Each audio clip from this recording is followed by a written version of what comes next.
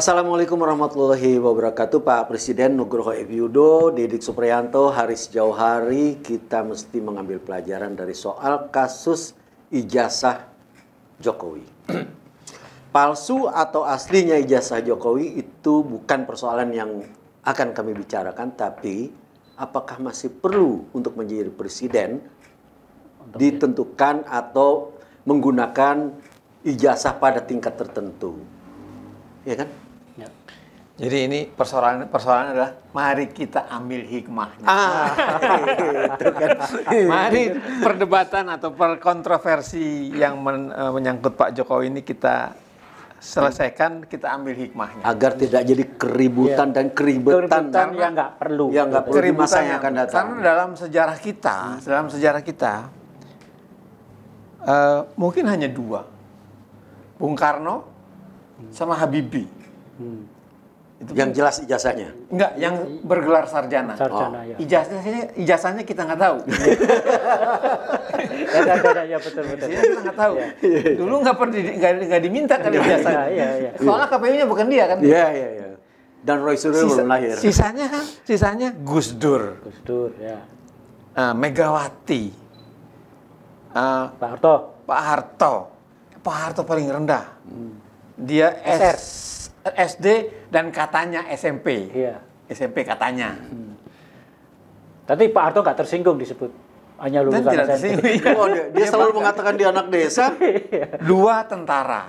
Pak SBY dan sekarang Pak Prabowo. Tentara itu ijazahnya SMA. SMA, ya. Karena kan habis itu mereka masuk ke akademi militer. Akademi yang bukan akademi, karena pendidikannya beda sangat sekali dengan level akademi yang menurut undang-undang pendidikan. Jadi sebenarnya kita hanya 2 kali. Artinya kita nggak usah ada syarat S1 untuk menjadi calon presiden. Dan daripada menimbulkan masalah. Kalau ternyata lulusan SD terpilih atau gak sekolah misalnya terpilih sebagai presiden, kan yang salah yang milih. Iya. Namanya yang penting ada keterbukaan. Betul. Artinya ketika dia memang sekolahnya cuma SMP, ya nyatakan itu sekolahnya cuma SMP. Kayak Susi. Menteri Susi. Dia bangga. Dia SMP memimpin sekian banyak ahli dari sekian negara. Nah, itu juga apalagi dia kan dulu di KPU kan. Dia bisa melihat emang KPU punya kemampuan untuk men-trace apakah sebuah ijazah ini palsu atau nggak palsu. Kalau yang nggak bisa, ngapain dibikin syarat? Dia bukan KPU. Dia dewan yang ngurus KPU. Yang mencat KPU. Jadi kalau lu bilang KPU, dia merasa emang kita nggak boleh jadi pelaksana, kita pengawas aja. Mencat-mencat. Oke, saya mau cerita soal ijazah ini dari sisi KPU. Persyaratan untuk menjadi pejabat. Jadi ini barang baru sebetulnya. Ini saya ngomong pemilu, sorry ya. Iya. Kita buta huruf soal itu. Undang-undang pertama kita tentang pemilu itu Undang Nomor 17 tahun 48. Jadi sejak 48 itu kita sebenarnya sudah siap menyelenggarakan pemilu. Walaupun pemilunya baru 55. Ya, 5. Itu tidak memberikan persyaratan apa-apa untuk dalam tanda petik pendidikan. Nggak ada istilah persyaratan pendidikan. Dia cukup bilang gini, cakap menulis dan membaca bahasa Indonesia dengan huruf Latin. Sudah lulus lu, Ji. Ya. Nggak peduli dia dengan huruf Latin loh. Dengan huruf Latin. Ya. Jangan bahasa Indonesia dengan huruf Arab. Nah, itu undang-undang pertama kita ya, nomor 17 tahun 48. Nah, kemudian ada undang-undang nomor 7 tahun 53 yang menjadi dasar penyelenggaraan pemilu 55. Itu sama sekali nggak menyebut syarat pendidikan itu. Dia hanya bilang, pokoknya kalau calon diajukan oleh sekian banyak orang, ya udah, jadilah dia. Jadi nggak ada syarat kesehatan, nggak ada syarat ini, syarat itu. Yang penting dia secara administrasi penduduk di warga situ, terus kemudian ada sejumlah penduduk, apakah itu lewat partai apa enggak, mencalonkan. Cukup itu aja. Jadi nggak pakai syarat apa-apa, karena kan asumsinya mereka ini bukan pemimpin. Orang yang sarjana belum tentu bisa memimpin. Orang yang sekolahnya beres juga belum bisa memimpin. Yang penting ketika dia mampu menggalang sekian orang untuk mengajukan dirinya supaya jadi calon, ya berarti dia punya kemampuan. Dan dia itu punya esensi dari demokrasi. Betul seperti itu. Nah, Jadi lulus PAUD juga nggak apa-apa kan? iya. Kalau nggak PAUD juga nggak masalah. Oke, itu yang jadi 58 ya. Maaf. Undang-Undang tahun nomor 7 tahun 53 yang menjadi dasar hukum penyelenggaraan pemilu 55. Lu nggak usah nonton ini, Ci. Saya aja yang Enggak, bro. Biar ada koreksinya. Jadi yang dia baca benar nggak nih? Kemudian masuk Orde Baru. Kan setelah pemilu 55 nggak ada pemilu lagi, baru pemilu tahun 71, pemilunya Orde Baru. Nah, pemilunya Orde Baru itu dasar hukumnya itu Undang-Undang nomor 15 tahun 69. Dia mengangkat kembali persyaratan di awal tadi, yakni dapat berbahasa Indonesia dan cakap menulis dan membaca huruf Latin. Sama undang-undang pertama kita yang nggak jadi dilaksanakan di awal tahun itu. Jadi itu yang kemudian dipakai selama Orde Baru dan pemilu 99 nggak ngubah juga. 1999. Pemilu reformasi ya. Reformasi itu syaratnya cuma itu. Jadi pokoknya bisa bahasa Indonesia, bisa menulis dalam huruf Latin. Nah, jadi masalah adalah ketika kita mau ada pencalonan presiden. Waktu itu terjadi tarik-menarik di antara partai politik dalam rangka membuat undang-undang pemilu. Golkar pagi-pagi sudah bilang syaratnya harus sarjana. Karena dia tahu Gus Dur sama Megawati Nggak sarjana. nggak sarjana. PDI nggak mau kalah, demikian juga PKB. Syaratnya harus tidak tersangkut perkara pidana. Waktu Akbar Tanjung. itu Akbar Tanjung Tersangkut tersangkut perkara. gitu kan. Terus ya itulah tarik menarik. Ya, artinya persyaratan itu dibuat untuk menjaga lawan. menjaga lawan. Itu. Karena waktu itu juga ada loh, gua lupa apakah Yusril apakah Amin Rais. Wah, dia merendahkan lawan, dia nggak bisa bahasa Inggris. Nah, ya Amin Rais Amin kan. Rais kan? Ya, Amin Rais, Iya, gitu. bahasa Inggris apa hubungan bahasa Inggris untuk pemimpin? Yang penting bahasa Indonesia dengan huruf Huruf Latin. Nah, artinya syarat-syarat yang kan kemudian terjadi kompromi itu. Komprominya akhirnya satu, ke SMA nggak apa-apa. Itu untuk Megawati, Gus Dur memenuhi syarat. Terus kemudian tapi Golkar kemudian minta harus tidak pernah menjadi terpidana.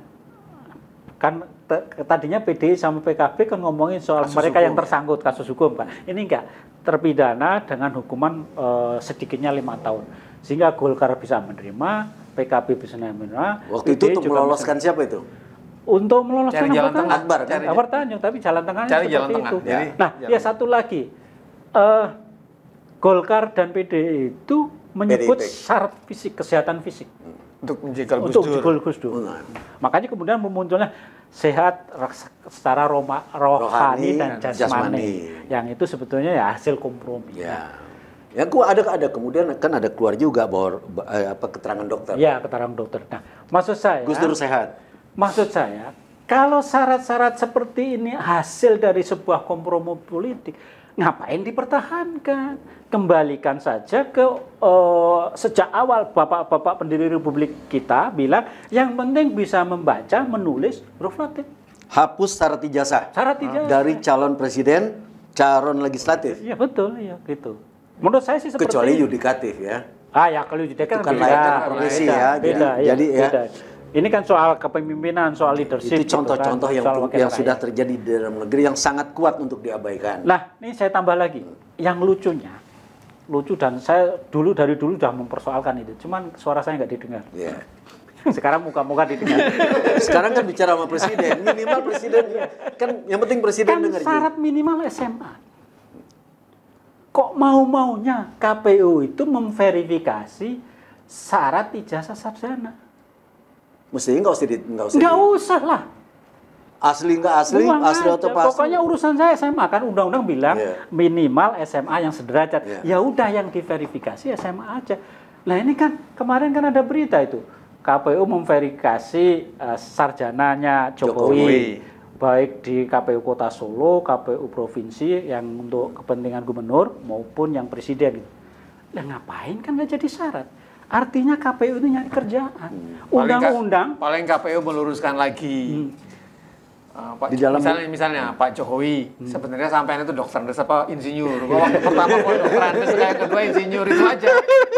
Tapi nggak usah diselidiki asli apa nggak aslinya. itu. Jadi ya udah gitu kan. Itu contoh di dalam negeri ya, Dik? Iya, kalau di negara-negara yang sudah maju itu Yang demokrasi, negara-negara ya demokrasi itu tadi yang udah bisa maju. membaca dan menulis itu aja.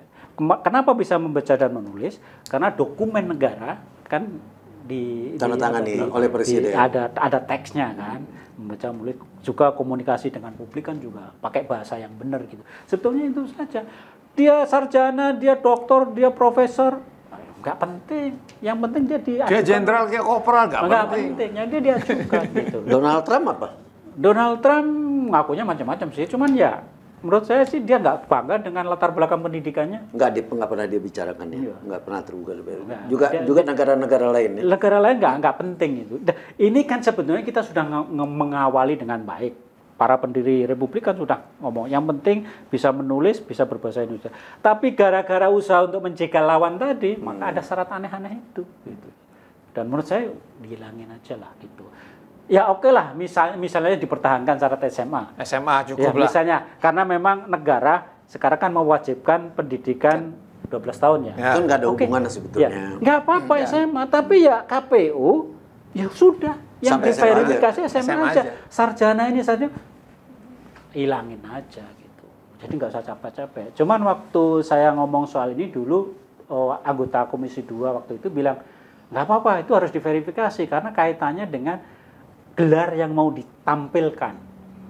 Kan biasanya calon-calon itu kan menampilkan insinyur, profesor, dokter. Ya, itu nggak penting banget. Itu lah ya. Itu nggak ada menurut urusannya. saya untuk calon anggota legislatif, calon pejabat eksekutif nggak perlu gelar itu, ya kan? Ya. Yang perlu gelar itu kan ya kayak kita ini kan Akademis Akademis, yang betul. akademis atau yang kemudian kerja pengen honornya sama dengan doktor. Iya.